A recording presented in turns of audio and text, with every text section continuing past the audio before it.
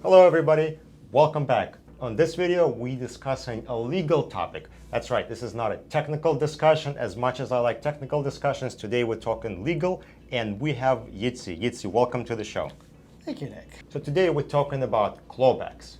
Yitzy, please give us a quick summary of what clawbacks are. So a clawback agreement is simply to make sure if you produce privileged material in large-scale reviews or even small-scale reviews that you shouldn't waive privilege in that case, and you should be able to get it back without the other side seeing it. Okay. Or for other matters that you don't want to waive privilege, period. Got it.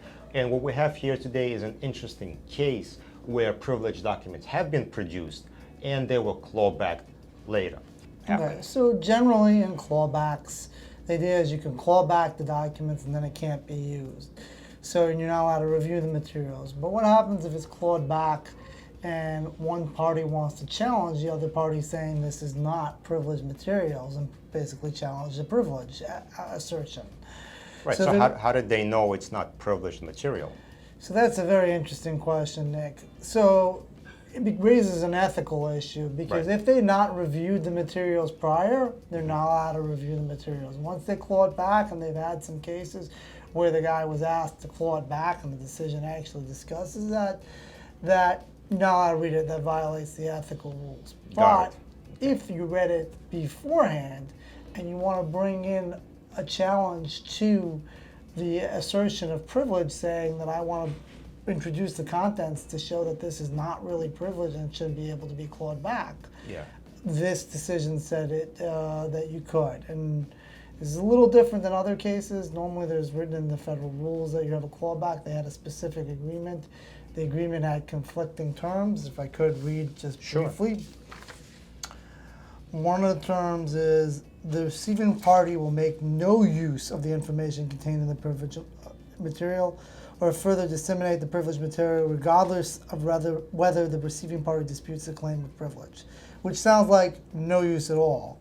But there's another clause that says receiving party may not use the privileged material for any purpose whatsoever other than moving the court for an order compelling production of the privileged material, which means you're allowed to ask the court to return it. Got it. So we had these conflicting clauses which are there. One was a little more general, one is not. So the court basically said that you can review it since you knew it prior to the actual clawback, that you can basically use it to challenge a privilege. And it's in line with the federal rules of civil procedure where it has the rules of privilege. And that's where it noted to. And that's basically what it is. So essentially, in short, if you review the materials, it seems there is the option to possibly use that material that you knew before the clawback to challenge in motion papers, to challenge the assertion of privilege and introduce it to the court. Got it. And it seems like the timing here is a big deal because if you were to claw back early on, you could have avoided.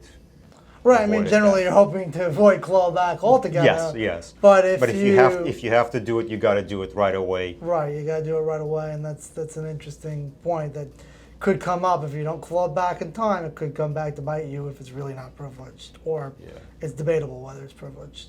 All right. Thank you, Yitzy. Thank you guys for watching this video. Be sure to follow eDiscovery on social media networks listed on your screen. And if you want to see previous videos posted on this channel, be sure to check out our YouTube channel where all the videos are organized in playlists. Thank you.